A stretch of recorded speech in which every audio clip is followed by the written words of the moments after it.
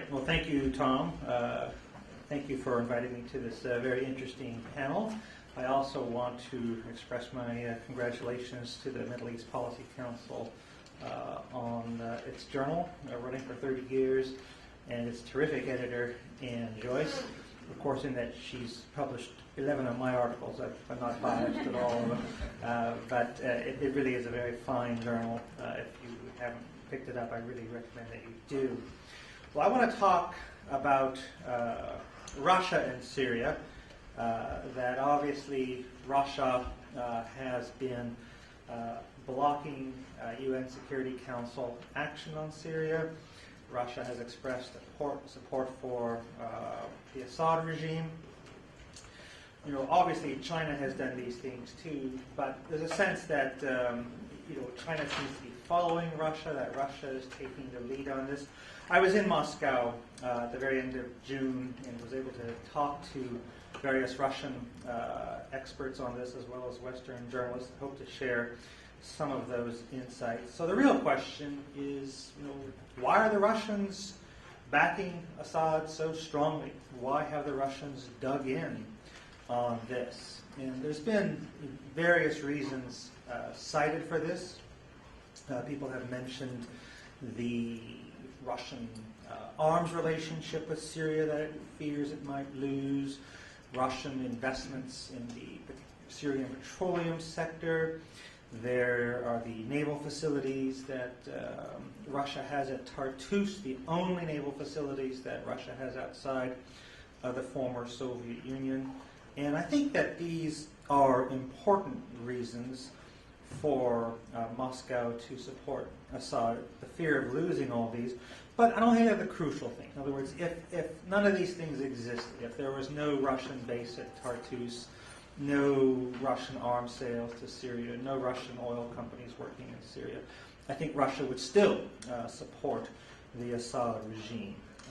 And I think that there are, certainly talking to Russians about the question now, when you ask them, why are they supporting the Assad regime, that the argument tends to be in terms of the United States. That, as far as the Russians are concerned, America went into Afghanistan, we messed that up. We went into Iraq, we messed that up too. We went into Libya, and as far as they're concerned, we messed that up also. And so now we want to do something about Syria, where they think they know what the outcome is going to be. That's what he messed up as well. And that America can always go home, back to beyond its oceans, whereas Russia lives in that neighborhood. And so when these places get messed up, they get messed up for Russia in particular, and that the U.S. doesn't seem to, either the U.S. is simply ignorant of this, or in the conspiracy thinking that is common, unfortunately, in Russia as well as so many other places, are the Americans doing this deliberately? Are they messing things up in order to hurt Russia? And there have been various Russian leaders who have made suggestions as to this is in fact what the American motive actually is. Now, we don't have to accept that or credit it very much, but all I can say is that this is the sort of thinking that we do see over there, and that if this is how they think, then I think it's sort of suggests why they might dig in. Another thing that bothers the Russians is Libya in particular. That there seems to be, just a genuine sense, every Russian I've spoken to feels that the U.S. took advantage of Russia last year in Libya, that Russia, as well as China, allowed a no-fly resolution to pass in the Security Council with regard to Libya. And what did America and the West and their allies do? But instead of simply managing a no-fly zone, we actively assisted the opposition against Gaddafi. That we went way beyond the terms of the resolution that Russia and China had helped approve, and that they're not going to fall for that trick again. So even though the resolutions for Syria that have been vetoed have to do with economic sanctions, far less than a no-fly zone, the Russians see any resolution as the thin edge of the wedge for American intervention, which they're not going to approve. In other words, that they dislike what they feel was Western intervention in Libya. Not just that, but the fact that it somehow got a Russian imprimatur through the Security Council resolution, that they're not going to fall for that trick again. So these are things that have motivated them. But there's also some other reasons, and I think they have to do with some fairly deep-seated views of foreign policy, of international relations. And first and foremost is that the Russians feel that America and the West have simply miscalculated with regard to Syria. That if the West thinks that the downfall of the Assad regime is going to give rise to democracy, the West is mistaken. That what is going to happen is the rise of a hostile Sunni Islamist regime. And that, the West is naive, the Russians are not naive. They know what's going to happen. Now, of course, they don't really know what's going to happen, but they strongly suspect that this is what it's going to be like. And if you read Yevgeny Primakov's book that came out in English not long ago, which I reviewed for the Middle East Policy Journal, Russia and the Arab World, he, I think, makes this argument, in other words, that the whole, Moscow support for secular Arab nationalist regimes, he argues from the very beginning, was misunderstood by the Americans. That the Russians understood that it was this kind of regime that was holding radical Islamism down. And that no matter how bad regimes such as the Assad regime might be, they are better for us than what is going to come afterward. In other words, that what this reflects is a very deep Russian pessimism about the prospects for democracy in the Middle East. Of course, they don't really see it as being a prospect for Russia either. And in fact, they don't really believe that democracy takes place in the United States either. In other words, that it's all sort of cartels and cabals, and that what the Americans can do is that they can help create the popular demand for democratic change that's strong enough to bring down a government, but that will be followed by something else altogether. So in other words, what we're seeing is just, in other words, a reflection of sort of deep-seated Russian pessimism about this part of the world. And they don't understand why America and the West doesn't see this. But another reason why they are supporting the Assad regime so strongly is something that Radwan actually referred to, as he mentioned, I think, is that really America and the West haven't done all that much for the Syrian opposition. Well, the Russians have noticed this as well, that they've had some long experience with the United States, as we have with them. They know that when we are serious, we are willing and able to act outside of the Security Council. And so the fact that the U.S. seems to be focusing on Security Council for a decision suggests to them that we really don't want to go in, that we're using them as the excuse not to go in. And they're happy to play that game because, after all, it makes them look strong and important. In other words, that Russia is single-handedly blocking the United States. This is how they want to be seen at the moment, and so they don't see this as something that the U.S. really necessarily wants to get involved in. Now, you might say this is a little bit contradictory to what I previously said. That the Americans don't understand, the Americans mess things up, but that now the Americans don't really want to get involved as well. And all I can say is that contradictions just sort of abound, not just in our foreign policy making, but theirs as well. But another reason, though, why they support the Assad regime is, as I think Leon refer to is that they see the Syrian opposition as being supported by Saudi Arabia. Now, the Russians have long had a contentious relationship with Saudi Arabia. During the Cold War, they didn't have diplomatic relations at all, but that they were enemies. In other words, during the heyday of Nasser, it was the Soviets were supporting Nasser. It was the Saudis who were supporting the opponents. That sort of in North Yemen in the 1960s, sort of the Soviets and the Egyptians on one side were fighting a proxy war with the Saudis on the other, which a war, by the way, which sort of ultimately the Saudis came out on top in. Similarly, with regard to the Soviet invasion and occupation of Afghanistan, I think for many Russians, in other words, it wasn't so much U.S. action that thwarted Soviet ambitions in Afghanistan.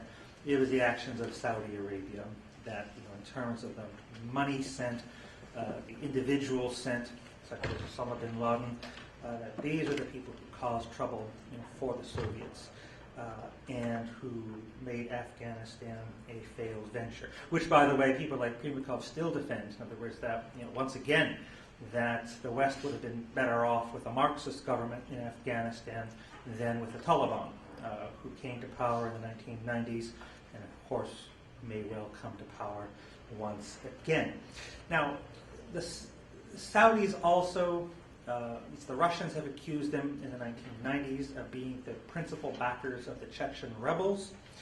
The Saudis deny this, that they indicated they were giving assistance to Chechen refugees. But of course, refugees and rebels are not mutually exclusive categories, are they? In fact, refugees often become rebels.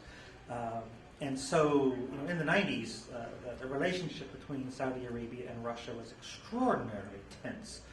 Not something that the U.S. paid an awful lot of attention to. And so the Russians seized upon 9/11, at least initially, to sort of side with the U.S. against the Saudis. And Putin in particular never tired of citing the fact that 15 of the 9/11 bombers came from Saudi Arabia. But then, as they always do, Russian-American relations turned sour. Something quite remarkable happened in 2003, and that was a Saudi-Russian rapprochement. Now, I don't want to get into the details of that. It was something, I have to admit, that back at the time I didn't think was going to happen, but it did happen. But it's now falling apart, that the Russians feel that the Saudis, who initially were opposed to the Arab Spring, that in fact the Saudis have hijacked the Arab Spring, supporting Salafists in various places, that, getting very involved in Yemen, of course, halting it in Bahrain. And now what they see is the Saudis trying to essentially knock off an Iranian ally in Syria and install their own. Why don't the Americans understand this? Now, I'm not saying that this vision of Saudi behavior is accurate. All I'm saying is that this is how the Russians view it, and that they are acting on this. But I think, in addition to these foreign policy concerns, there's something else.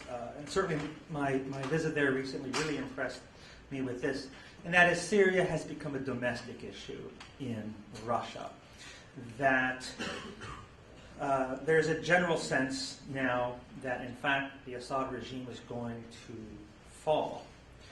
But that Putin is better off backing Assad to the bitter end, even if he falls, than to be seen as knuckling under to the Americans and making Russia look weak, making Russians feel weak, and hence being implicated in whatever negative change from Russia's point of view occurs in Syria. And that Putin would rather do the former. In fact, there's sort of a sense that the Russians have actually written off Syria altogether. They know it's going to fall, but that they are much happier being seen to continue to defy the United States than to be seen cooperating it and looking weak. And in this sense, if in fact Syria has become a domestic issue for Russia, well, we here in Washington, especially here on Capitol Hill. I think we know a little something about how the domestic politics can affect foreign policy toward this particular region, so it shouldn't be a surprise that the Russians are afflicted with this as well. Now, the real question is, what does all this mean? Well, one thing I think is pretty obvious, and that is that we've often heard that the Obama administration hopes that Russia is going to help us with Iran or is going to help us with Syria. Well, they're not. They're just plain not going to. They don't see it as in their interests in any sense, either in their foreign policy interests or in their domestic interests. That if things are going to go sour in Syria, they don't want to be associated with it. They want the U.S. to essentially own that situation. That's the bad news. The good news, if there is such good news, is that they're not actually going to do anything forceful to oppose us either in Syria. In other words, that if, as Radovan suggests, that the time has come for action outside of the Security Council, I don't think we're not going to see the Russians going in to defend the Assad regime. It's definitely not worth fighting for. Now, there has been this recent story that's emerged in the past few weeks about it appears that Russian Marines have been sent to the port of Tartus to the Russian naval installation there. But in my view, this is very similar to what they did during the South Yemeni Civil War in 1986 and similar occasions. In other words, that these people are being deployed mainly to help evacuate Russian nationals, not really to get involved in protecting the regime. Although the signals that different sides might interpret it that way, but I don't see the Russians as going to stop us as well. What I do see is that we see the Russians and the Chinese acting together. In Moscow, there's a sense that they just don't know what the Chinese are going to do, and that whatever cooperation they have from China is only temporary. And there's a sense that if in fact a new government arises in Syria, the Chinese will immediately, without hesitation, without embarrassment, work to get along with it, and that it's only Russia that has stuck its neck out with regard to Assad that may well suffer. So what I guess I've just tried to convey to you is this, that if it sounds like the Russians are pursuing an emotional foreign policy with regard to Syria, I think that's what I want to convey to you. In other words, it's not, when we view what they should see as their rational interests in this situation or others, is that's just not how they see it. And a lot of their actions are simply done to defy the United States out of this tremendous sense of betrayal for all these past actions, which, in our view, they really shouldn't feel betrayed about, but they do. And so this is the situation that we have to deal with regard to Russia. Thank you.